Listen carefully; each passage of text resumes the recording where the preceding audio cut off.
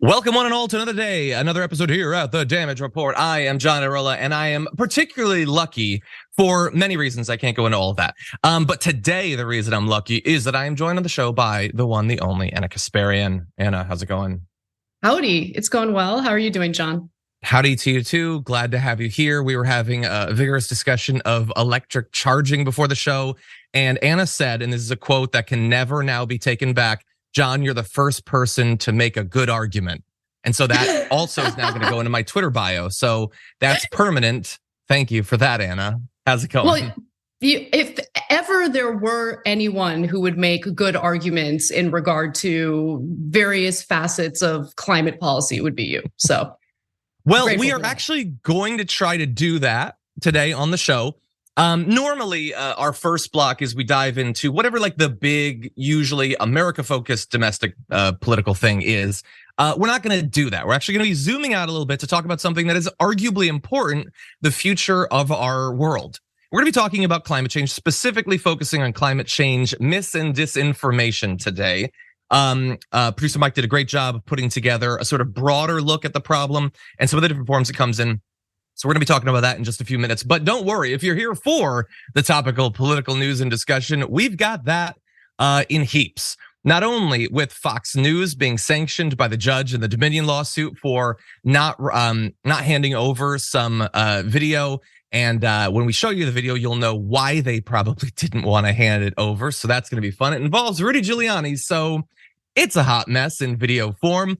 Dianne Feinstein trying to ward off calls for her to resign, but the calls keep coming. They're coming from inside of the House. That actually makes sense. We'll have to describe that later on. And then we're gonna be talking a little bit about state legislators being expelled from their state legislature. Some making it back in, some newly expelled, but should they have been? We're gonna talk about that. And then once we get to the aftermath, it's gonna be nothing but fun. We didn't get to our story yesterday of Lauren Boebert deciding that the Declaration of Independence wasn't everything that it could be, so she just rewrote it. We are gonna get to that. And Donald Trump is running as fast as he can from the impending E. Jean Carroll sexual assault lawsuit. So that should be fun as well. In advance of all that, if you wouldn't mind hitting the like button and sharing the stream so that people know we're live, that would be great. And if you want to send us any comments, tweets, or super chats, either to let us know about breaking news, perhaps make a little joke, maybe even get yourself a Blue Apron gift card, you can do that. And we'll get you locked in for that and we'll respond as we go. But with all that said, Anna Kasparian, are you ready to start the show? Super ready. Let's do it. Okay, let's do it. Let's do it, starting with this. We can't start off the conversation saying the science is settled.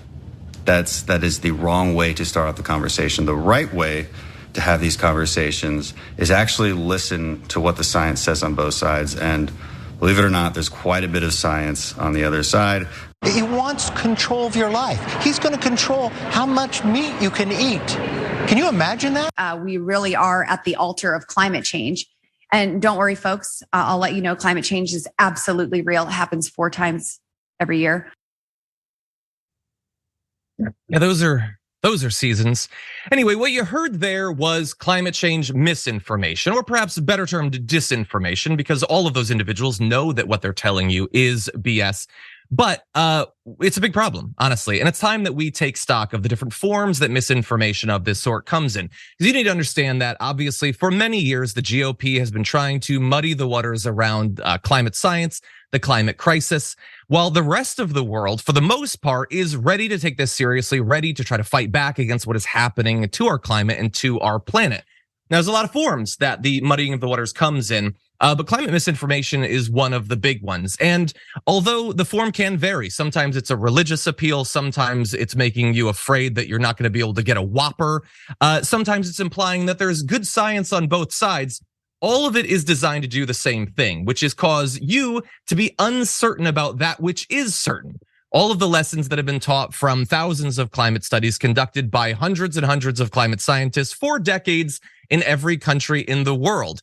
And what they have said is indisputable. The climate is changing. We are responsible for it. And if we don't do anything about it, then the future is going to be bad, like really, really, really bad. But as you saw in that video, climate misinformation comes in a few different forms, and we want to prepare you to respond to as many of them as possible. So with that, why don't we jump into some of the most common forms? So The first is the assertion that concerns about climate change and calls to do something about it are basically just designed to strip away your freedoms and perhaps even institute a one world government. Here's a little bit of how that looks. For many people who live in the West, but also in rural and urban areas, the ideas behind the Green New Deal are tantamount to genocide. That may be an overstatement, but not by a whole lot. Is global warming real? It is not. It's fake science, and it's a racket at the academic level. Go back in. They wanted us so badly. You could have negotiated. If you wanted to go back in, which frankly, we have the cleanest air, the cleanest water, and everything else that we've ever had, so I don't know why we have to. And what good does it do when we're clean, but China's not, and Russia's not, and India's not? Democrats all worship the climate just like AOC. But let me tell you something. We worship God. Yeah, I got that one. I wonder what he thinks about some of her personal life choices. In any event, you saw there that even these the claims that I would file under the umbrella of something about your liberties, something about the behavior of other governments, perhaps the UN. They basically all imply that you are going to be hindered in some way, or the US is going to be hindered in some way, perhaps by allowing other governments to get away with something that we won't, or perhaps replacing the United States with some sort of one world government. The basic idea is that all of this is fake, but it's designed to benefit a powerful elite. Sometimes they talk about a scientific or an academic elite. Sometimes it's the UN. But I think that that's kind of interesting because what that appears to be designed to do is to get you to miss the fact that the status quo kind of benefits some significant elites as it is. I will remind you that just over the last year, you remember when gas prices shot up? 5 oil companies, just the top 5, raked in $35 billion while Americans were paying increased prices at the pump. And if you look over the course of all of 2022, the top oil companies brought in $200 billion. And I'm not just talking about the influence and the power of the fossil fuel companies when it comes to generating profit. You'll have to remember that there were a lot of politicians pushing for doing something to drive down gas prices. There were proposals put forth at the state level, certainly in California, as well as in our federal government. And those were warded off at every turn by politicians who, of course, have received quite a bit of money in campaign donations from these fossil fuel companies. So if the idea is that you're supposed to be scared of some sort of massive, vaguely defined, amorphous elite power that has money and that has control over politics, you don't have to turn to some sort of post-apocalyptic future. We've got that right now here in America, and it's called Chevron, and it's called BP, and it's called ExxonMobil. They own our government in large part. Now, combined with the fears that your freedoms might be taken away, perhaps abrogated to some sort of one world government, is the fear that your jobs will be taken away. You often hear this.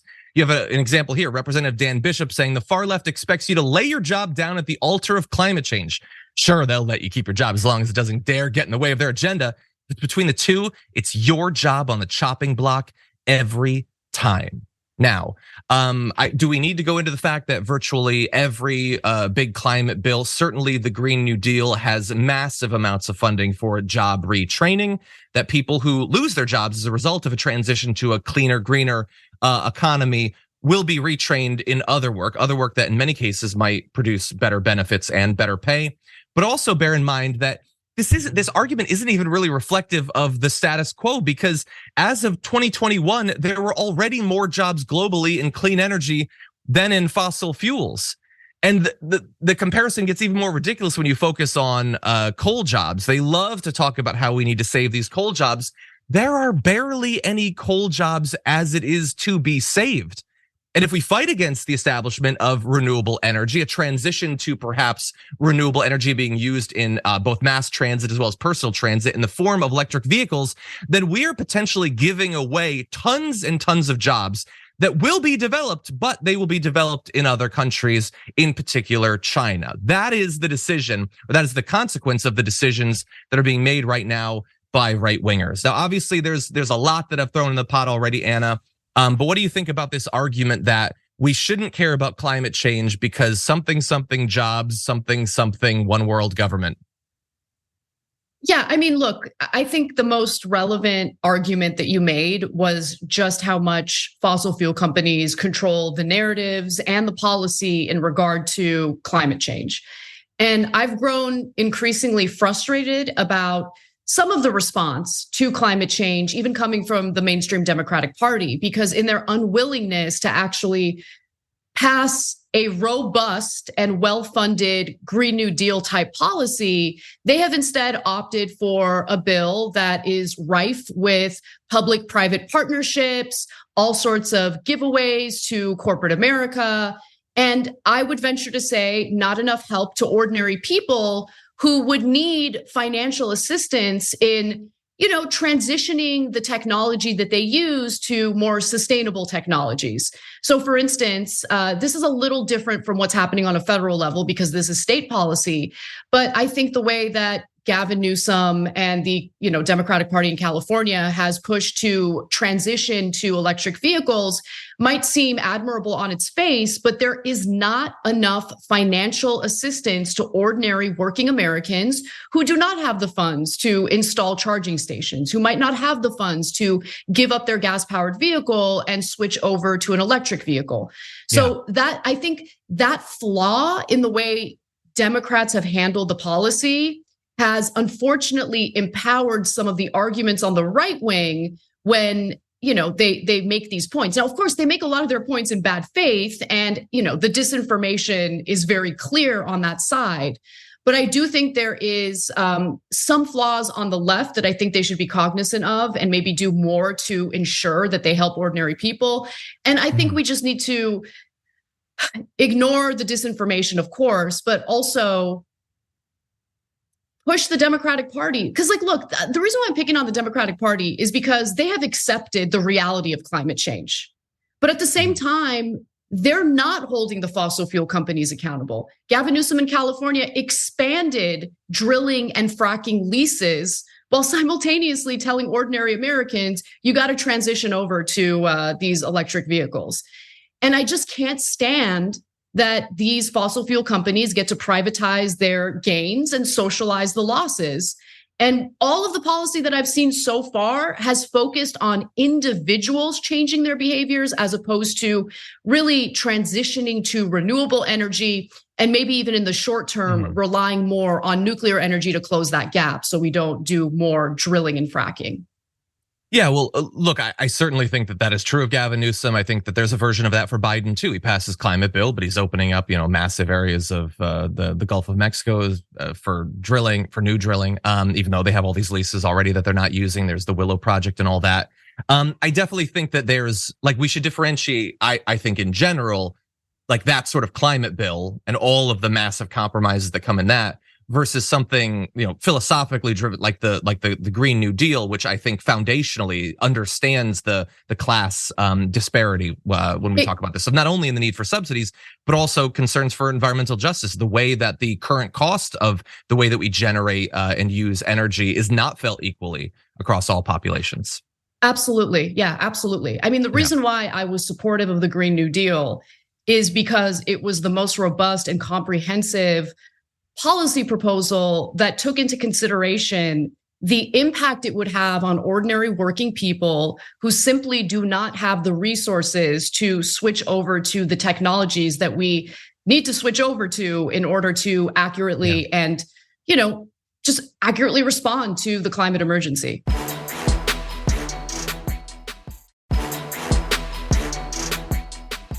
Well, listen, of course the climate is changing. The climate has been changing from the dawn of time. The climate will change as long as we have a planet Earth. Sure, the climate is changing. And one of the reasons why the climate is changing is because the climate has always been changing. Climate is changing, and climate has always changed, and it always will. There's archaeological evidence of that. There's biblical evidence of that. Anybody who's ever studied any geology knows that over periods of time, long periods of time, the climate changes. So again, let's pause for a second to note that they now make it seem as if, it's totally natural to just admit that it's always been changing. That is very much not how this process has actually gone down in the past few decades. In broad terms, They initially said that it's not changing. Then they said, okay, it is changing, but it's not due to us. Eventually, they will transition to it is changing, it is due to us, but it's too expensive to actually do anything about it. And the entire point of all this is to wait just long enough that they can say, yes, it is changing, it is because of us. Oh, dear God, maybe we should have done something, but it's too late now, so what are you gonna do? And all of the oil barons have already been in their graves for 20 or 30 years at that point.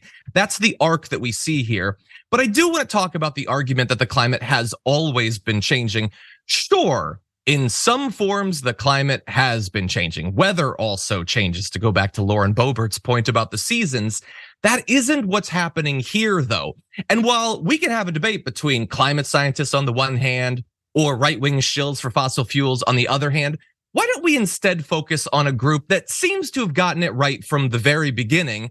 And that is, of course, the actual fossil fuel companies who understood what was happening, understood that it wasn't natural, and were actually shockingly accurate about the predictions about how this would play out many decades ago. I'll remind you, we've previously talked about this on the show, ExxonMobil made breathtakingly accurate climate predictions way back in the 1970s and the 1980s when no Republican would admit that anything like this was actually happening.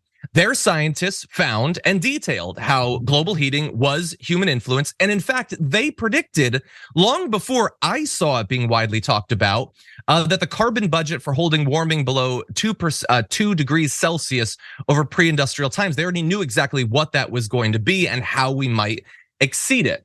They weren't ignorant of the timeline of the effects either, how this would proceed decade by decade. I want you to take a look at this. This was a slide that was presented to brief representatives of many of the major oil companies. They figured out then that by 2005, we'd have a 1% global average rise, or 1 degree Celsius global average rise that wouldn't necessarily be noticeable. At 2.5 degrees Celsius rise by they estimated 2038, and that is looking pretty accurate at this point, there would be major economic consequences, strong regional consequences as well. And by the time it gets to 2067, there would be globally catastrophic effects. So that is largely the message that these major fossil fuel companies' scientists were telling them internally and briefing others on as the 70s and the 80s and the 90s went by. You'll note, of course, that it doesn't appear that any of the actual leadership, let alone the CEOs of these companies, seemed to give a damn about the fact that this was being revealed to them. It was still full steam ahead, almost literally. And the thing is, they took this knowledge, they hid it, and largely embarked on a public relations campaign to convince people that this isn't anything that you should actually have to worry about. And we are going to show you some of the forms that this came in many, many years ago, but you don't have to go back that far to see that this campaign was still very much in effect. In 2013, for instance, Rex Tillerson, then the chief executive of the oil company, he would eventually ascend to an important role in the Trump administration, said that the climate models were, quote, not competent, and that, quote, there are uncertainties over the impact of burning fossil fuels. Look, a climate model is a climate model. It's not the climate. So it's never going to be 100% accurate. And scientists do agree about some of the specifics about how all of this will play out. But their scientists at Exxon at that point had already been sure for more than 30 years, longer than many of you watching this video have even been alive. He is just flat out lying. But despite that, they spent decades trying to muddy the waters. Take a look at a 1991 PR campaign, Doomsday is Canceled Again. This is from the Informed Citizens for the Environment, which was, of course, not a group of environmentalists. It was a front group of coal and utility companies. So look, in 1991, there wasn't apocalypse. They had this also in 1991. Who told you the earth was warming? Chicken Little. They all knew exactly what was going to happen. All of this is a strategy, a cynical, callous, cruel strategy to buy time, to get more money, to buy everything else. And look, I will end this section by showing that if you still somehow believe that climate change is just natural, over tens of thousands of years, things naturally get hotter or cooler, then why the hell is it, if we could go to graphic 11, that in just the past 60 years, we have seen a massive, unprecedented rise in carbon dioxide concentrations in the atmosphere? Whatever that is, and we can use a lot of terms, I'm gonna say horrific. It certainly isn't natural. Anna, what do you think? I think that under the system, you're always going to have a problem, a huge problem with corporations putting their company's profits over the best interests of the entire country, the entire world, even go against their own interests. I mean, when you really think about it, destroying the planet for humans to be able to live in would obviously impact them. It would impact their offspring, their grandchildren. But it is incredible how human nature works, how there's some portion of humans who think that just being tremendously and fabulously wealthy, having more money than you can ever imagine, is more important than sustaining and protecting the environment for humans to live in. Yeah. So what I think continues to be a problem is that our government, we have a system of government that values and protects those profit motives above all else. We are supposed to have a system of government that looks out for the best interests of the people, and we cannot have that as long as the corruption is literally baked into the system in the form of money in politics, yes, but also in the form of members of Congress having the ability to invest in these fossil fuel companies themselves by buying shares of individual stocks. Unless we change that, all of the discussions that we have about this issue will go nowhere. We're saying the right things, we believe the right things, but it's really a fruitless effort unless we change and reform our political system. Exactly. Yeah, I either outright ban that money specifically, money more broadly, or at least make the politicians terrified to be seen taking that money or moving on to those jobs, 100%.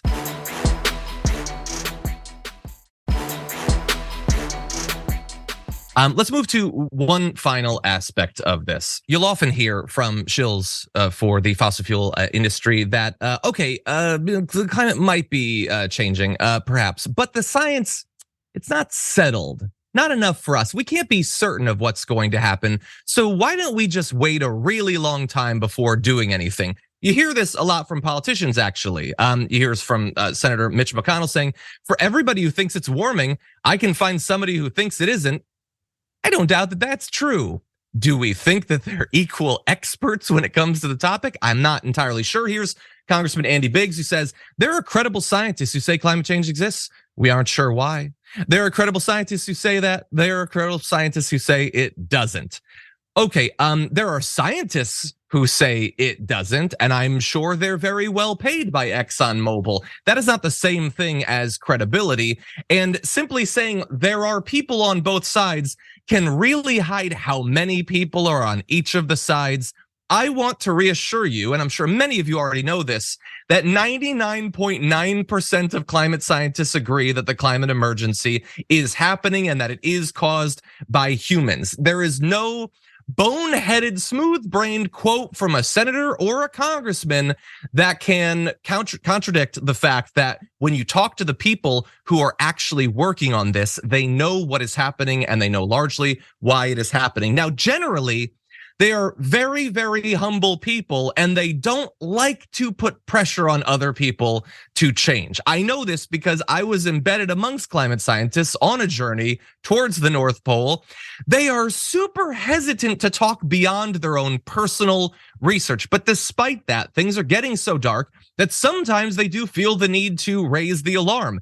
And we had an example of that just recently when many scientists came together to raise concerns around the latest IPCC report, where they said this is their final warning on the climate crisis. Act now or it's too late. That is what the vast majority of climate scientists believe. And it is incredibly important. I don't think it's needless to focus on how much they agree, because it turns out that according to Gallup polling, there's actually a very close association between what most Americans think about the climate crisis and what they believe scientists believe about the climate crisis. You can see that over time here in this chart, sort of going up and going down as the narrative around climate change is filtered through the mainstream media. And honestly, isn't that kind of how it's supposed to work? That if like all of the people whose literal life career it is, their life's mission is to learn as much as possible about what's happening, shouldn't we be influenced by that? I'm not saying in like a knee-jerk way, like one scientist comes out and tells you to take ivermectin or whatever, and you make that like your whole vibe. But if thousands of scientists across decades, working independently, working in teams, working across countries, all reach the same conclusion, shouldn't we listen just a little bit? And I will leave you with this, because there's a lot of reasons to be really pessimistic about climate change. Virtually everyone in elected government represents a reason to be pessimistic about what we can do to fight the climate crisis. But I also want to remind you that for all of the apparent disagreement between our elected representatives, most people understand what's going on. Most people are supportive of efforts by the government to do something about it. And you can see that here in these polls, even receiving quite a lot of support. These policies designed to limit greenhouse gases even have quite a bit of support from Republican voters as well. And that's across the gamut, from things like how much regulation there should be on the release of methane, whether we should be providing tax credits to renovate houses and companies when it comes to clean energy appliances, subsidizing the purchase of electric vehicles, promoting companies using renewable energy, promoting the production of renewable energy, raising fuel efficiency standards as well as energy efficiency standards. There are a lot of Republicans that unfortunately have bought the BS that they've been sold by the Republican Party, but even many of them agree with us. And that should provide, I think, at least a little bit of optimism. If we can take the vast majority of the American voting public that does agree on what's happening and what needs to be done to solve it, we just need to rally together, put pressure on our politicians, and force them to actually make the change that scientists have been pushing for. And any final thoughts on this? Absolutely. I love what you just mentioned in focusing on the Republican electorate and where they stand on these issues. This is an anecdotal, it's anecdotal, but I think this was my moment of awakening when it came to conservative voters on this issue. We went to the Mendenhall Glacier, which has receded quite a bit for obvious reasons. It's climate fueled. And when I was in this tour group, obviously it was a group that had various political views. And since this is in Alaska, which is a Republican, mostly a Republican area of the country, there were quite a few conservative Republicans in that group with me. And they were genuinely concerned about climate change. Not only did they accept that climate change is a reality, they accepted that climate change is a human-caused calamity that we need to do something about. And I want to emphasize this point because I think that sometimes, and I'm definitely guilty of this, we make the mistake of conflating the loudest, most obnoxious Republicans, both in Congress and the media, with the Republican voters. I think if we can find a way to not make that mistake, if we can find a way to not conflate the two and reach out to Republican voters on these types of issues in a kind and understanding way, we can garner more support for the policies that we desperately need. But it's difficult to do that, especially in a political model and a media model that seems to incentivize more divisive rhetoric that really does end up repelling people from the other side. I think that's a great point. A great point. I've always liked that, Brett had his segment, Most Americans Agree, to sort of stress how much agreement there actually is across the aisle. And I think that we do need to focus on that more. In any event, look, there's obviously a lot of other forms that climate misinformation come in. I'm sure we'll return to them in the future, but these are a few of the biggest ones. And now hopefully you were prepared to rebut people online spreading misinformation. With that said, we are going to take our first break. When we come back, we're going to be talking about Dianne Feinstein, what the hell is going on with her and where it might go in the future after this.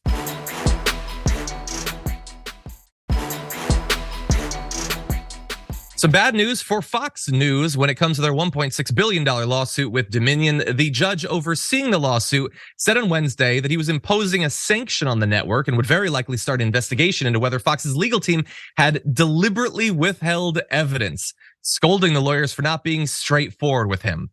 Really? Fox News lawyers not being straightforward? That is a shocker. What's not shocking is that they did not hand over this video willingly. It took Abby Grossberg, who's separately suing Fox News, to turn over these videos. And we're gonna watch the videos, and I think you're gonna be able to figure out why Fox was not forthcoming with them. Here's the first. I'm gonna be asking you for as much evidence as you can tell us about these lawsuits. Whatever you can tell us in terms of evidence would be really Helpful. Okay, great. I can tell you exactly what we have. Perfect. And what about this software, this Dominion software? That's a little harder. Troubling to tell you. Right, it's being analyzed right now. I mean, there are a couple of races that have been reversed because the Democrat was triple counted, two already in Michigan. Now, whether that applies for the whole state or not, I can't tell you yet. This Dominion software, does Nancy Pelosi have an interest in it? I've read that. I can't prove that yet. Okay. Can't prove that. I just love that little bit of Alex Wagner at the end. So bear in mind, that was obviously not played on Fox News. That's the sort of pre-interview talk that they do. Maria Bartiromo and Rudy Giuliani trying to prepare for the interview. It is very clear going in that Bartiromo is not a neutral arbiter of what's going on. She wants Giuliani to make the case that this thing was fraudulent. And Giuliani's like, I mean, I don't know. Like, I can't say anything about the software. We got nothing. I'm going to talk it up once we go on air, but I got nothing. And the Nancy Pelosi thing, I read it on 4chan, but I can't actually prove it. None of this seemed to be an issue for Maria Bartiromo at the time. We have one more video we're going to play in a minute, but Anna, I want to give you a chance to weigh in. It's really interesting that. So what I want to know, and I obviously lean in one direction right now, because it seems as though all of these hosts knew what the truth was, or at least, to be generous, they didn't have the evidence, but their bias was so extreme that they were willing to air lies on their air over and over again in regard to the results of the 2020 election.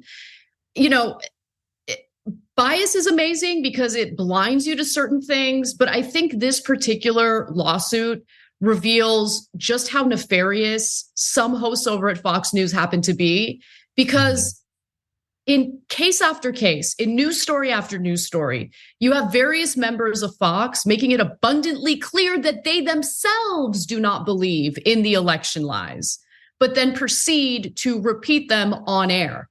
You have Tucker Carlson saying some of the most vicious things about Donald Trump, calling him a demon, talking about how much he can't stand him, looking forward to the day when he doesn't have to talk about Trump on air anymore. But then he goes on air and he provides cover for the election lies. I am so happy that Dominion Voting Systems was courageous enough to actually go after Fox News over their lies, because it has been revealing.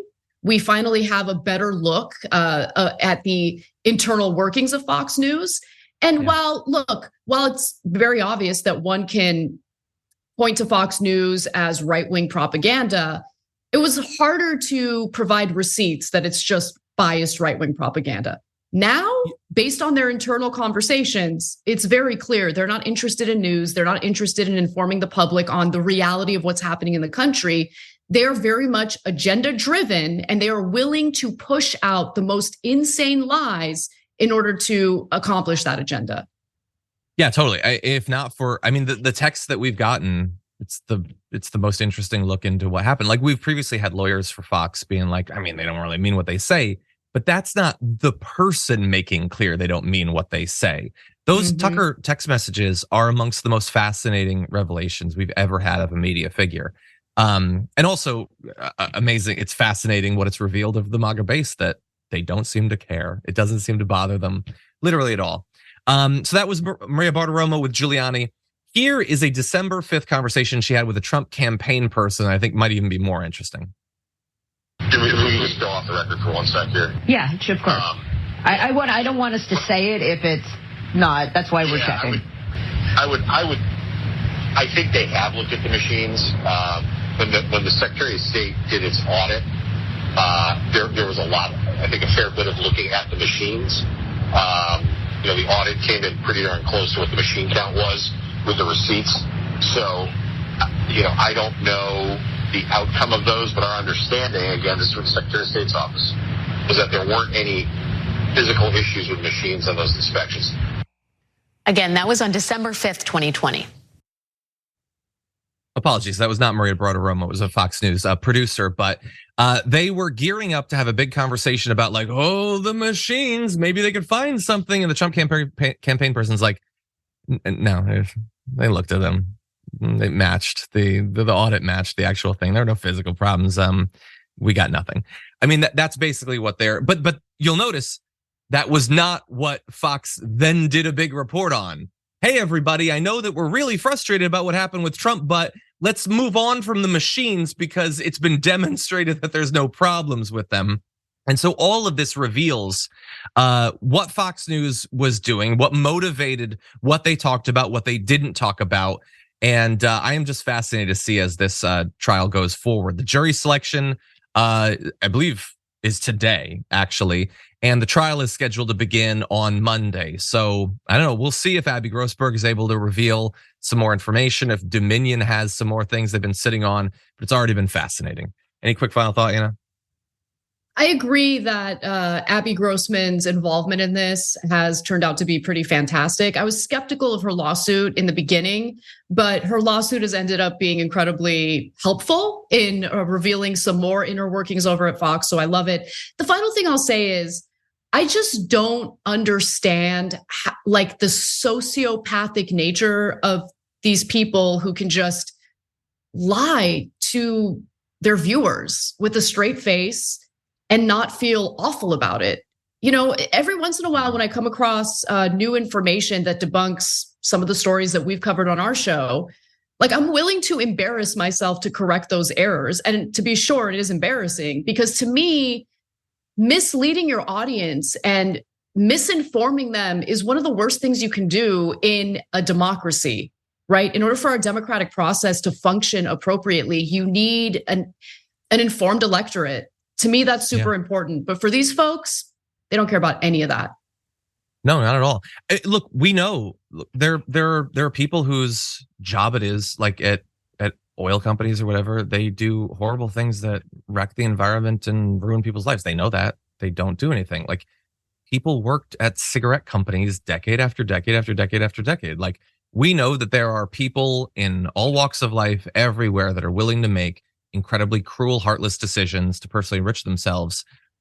It also happens in the media. Like I think for some reason, journalists and like we sort of lump some of these hosts in, even though the vast majority, like I'm not a journalist or whatever.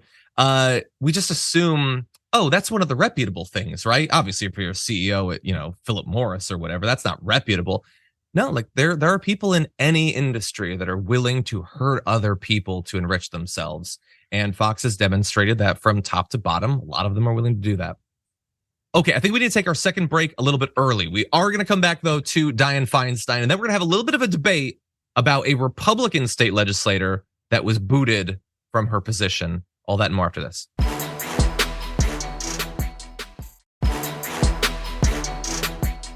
Dianne Feinstein is apparently feeling the pressure, increasing calls for her to resign from her position since she cannot actually actively participate in the operation of the Senate.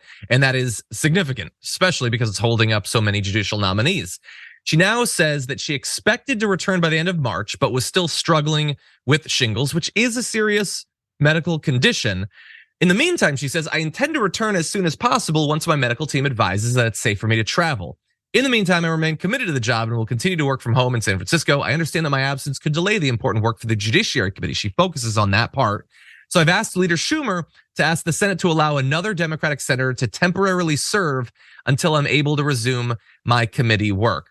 And a spokesperson for the Senate Majority Leader, Chuck Schumer, said that he would ask the Senate next week to temporarily replace Feinstein on the committee. Now, that might seem at first blush to be a solution to the problem. At least that specific problem of the judicial nominees being caught up in committee. It isn't a solution to the problem of her not being able to participate in the dozens and dozens of votes that she's already missed, obviously. But it isn't actually necessarily the lock solution that it might seem to be. I want to turn now to Ro Khanna, who was one of the few who was in elected office pushing for Feinstein to step down. He called for her before she put out that statement saying it's time for Senator Feinstein to resign. We need to put the country ahead of personal loyalty. While she has had a lifetime of public service, it is obvious she can no longer fulfill her duties. Not speaking out undermines our credibility as elected representatives of the people. Was eventually joined by Representative Dean Phillips, but he was the first. Now, that said, since then, she gave the statement that we read. Here is what he had to say to that. Any single senator, Republican senator, can object to that. Senator Schumer has done the right thing. He said he's going to try to get that done in the Senate, but we have to see if that's even possible. And I guess my question is, why not just take the step and resign instead of going through all of these motions? And that is a wrinkle that I actually wasn't aware of in the immediate aftermath of her saying that she would be replaced on that particular committee. It might not be as simple as that, and it might still lead to further delays in confirming these judges. With all that said, Anna, what do you make of this? What do you think should happen? Ro Khanna is absolutely right. And I just want to comment on Ro Khanna for just a moment, because I've always had these mixed feelings about him because he sometimes makes some moves that I disagree with. However, he has been one of the few Democratic members of Congress who is willing to say and do things regardless of how controversial or bold it might seem to people who happen to vote Democrat. So I really respect that about him, because he was willing to say what needs to be said about Dianne Feinstein. And he's absolutely right in that, look, loyalty, I think, to some degree is important, right? Because you want to build a broad coalition. You want to make sure that you're all working together to accomplish something. Having small differences basically ruin relationships, I think, has been pretty disastrous for the left overall. However, when that loyalty starts to become a liability for the American people, which I believe is the case with Dianne Feinstein and her declining mental health, you need to say what needs to be said. And what Representative Khanna said there was absolutely correct. And what continues to befuddle me, John, is that Feinstein seems to continue like she's just not receptive to this message, and I don't understand it. I think that it's just knee-jerk opposition to being told what to do. I think that these like a representative who's been in office for a day and a half believes that they are the hottest S in the world. So imagine a senator who's been there for 325 years. They believe that they are the most important, grandest, wisest person ever. How dare you plebes tell them when it's time to finally call it a day? I think that it's just opposition. They don't want to leave. It's honestly, I have to bring it back to the WWE. It's like Vince McMahon, dude, you need to move on. Your era has passed, but they just hold on. Yeah, they do. And it's been difficult for her staffers because, look, Alzheimer's is such a serious condition and it's heartbreaking. And while I disagree with a lot of what she did in her career, I will admit that my heart breaks for her, and I hate that she's going through this and going through it in such a public way. But it's also incredibly difficult for her staffers, because when you're going through that condition and you forget things or you have moments where you're confused, typically you lash out. That's very common with people who are suffering from Alzheimer's. And so it's just not fair to anyone. It's not fair to the constituents who supported her. It's not fair to California, where she's a United States senator. Yeah. And it's, exactly. And so she needs to put the best interests of everyone else before her weird ego trip here. Or does she? Maybe it's not about mental health. Maybe it's not about missing these votes. Maybe it's not about holding up the judges being confirmed. Maybe it's about something else. Representative Nancy Pelosi said, it's interesting to me. I don't know what political agendas are at work going after Senator Feinstein in that way. I've never seen them go after a man who was sick in the Senate in that way. Look, obviously there is a ton of misogyny in American politics. That is indisputable. First of all, I am so sick. Let me know. I'm going to jump in. I'm sorry. I'm going to interrupt you. I'm going to jump in because this has been so frustrating on so many different levels. Stop weaponizing identity to get what you want. That is exactly what the Democratic Party keeps doing day in and day out, and it makes me sick. Okay, this is not about sexism. This is not about gender discrimination. This is about a United States senator, one of only about 100, right? Not only about, but of 100, who has a tremendous amount of power. She is suffering from Alzheimer's. Are you really going to try to make a BS argument about how this is sexism, step aside, please. I just can't stand this. Come on. Yeah. Also, are like how many people are actively saying, "Hey, Biden, maybe it's time to go hang out with the grandkids"? Like, there is definitely sexism in American politics. That doesn't mean everything is sexism in American politics. Mitch McConnell needs to go do something. Get a hobby, man. Like, there are some people. Anyway, yes, I agree. Well, we'll see. The pressure remains. Ro Khanna still wants her to step down. We'll see if more people jump in. With that said, why don't we move to one more, I think, fairly fascinating topic before we close things out. I want to talk about a state legislator being expelled from their position. And no, I am not talking about the Tennessee Three. I am not talking about the Justins here. I'm talking about a Republican, Liz Harris, an election-denying Republican lawmaker in the Arizona House of Representatives, expelled by her colleagues on Wednesday after she invited to a committee hearing a conspiracy theorist who accused elected officials of unproven corruption and bribery charges. You can see Liz Harris here. That's her official portrait, I guess, from when she had been in the state legislature. The last expulsion from the Arizona legislature was actually not that long ago. It was just back in 2018, though before that, the most recent was 1991. Now, obviously, coming so soon after the Tennessee Three, a lot of people are going to say, oh my God, is this the precedent being set that we were worried about, that now you're going to be seeing this everywhere? Is this the Democrats just doing what they did there? Well, perhaps we'll have that talk. There are a few differences, though. First of all, Republican and Democratic representatives joined together to expel Harris. It was a 46-13 vote. Expulsion requires a 2/3 vote and is thus obviously quite rare, but this was actually bipartisan. And I want to give you a little bit more details about why she was kicked out. So Harris invited a woman to present at a joint elections hearing hosted by the Arizona House and Senate in late February, who shared unvetted allegations that various elected officials had illegally received bribes from drug cartels as part of an elaborate money laundering and property deed scheme. By the way, I will always love the lengths people go to like prove corruption when the corruption that they're engaged in is so obvious. It's just largely legal. I don't think they're generally going to take bribes from the cartels, but that's what they did. Now, she said after there was a beginnings of an investigation, she said, I didn't know what this person was going to say when they came in. First of all, if you invite someone to a hearing, shouldn't you have an idea of what they're going to say? But anyway, the claim that she didn't know also kind of fell apart once some text messages were revealed. In one of the text messages, Breger, the guest, told Harris that she was, quote, trying to think of something that won't raise a red flag when naming her presentation, a sign that they both knew that what she was actually going to say probably could and should raise red flags. So with all that said, does inviting a guest, however deranged, merit being kicked out of the position that you were elected to? Anna Kasparian, what do you think? It's just, look, she's awful, and that lie was awful, and obviously she knew it was a lie and she pushed it anyway. But I am uncomfortable with expelling members of state houses. I'm concerned about it because it goes against the democratic process, and you should really allow for the constituents in that district to make that decision. So I don't know. I'm a little torn on this. I don't want to be in favor of expelling politicians I disagree with while simultaneously disfavoring the expulsion of politicians I do agree with. You get what I'm saying? Yeah, I agree. Like, I know that if you were to ask a right winger, then we obviously love this because it happened to us. Now we get to do it to them.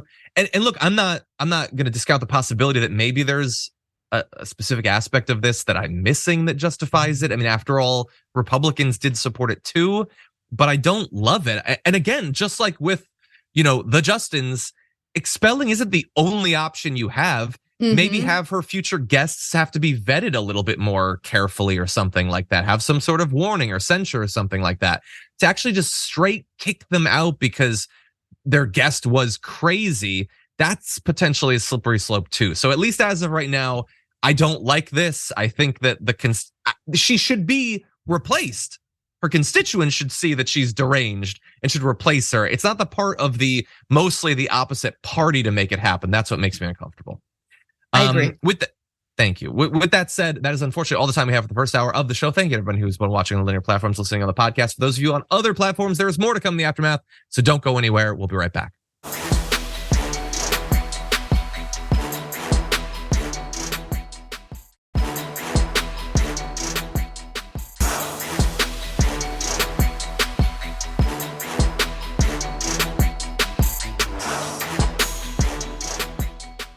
Thanks for listening to the full episode of The Damage Report. Support our work, listen ad-free, access members-only bonus content, and more by subscribing to Apple Podcasts at apple.co/TYT. I'm your host, John Iadarola. I'll see you soon.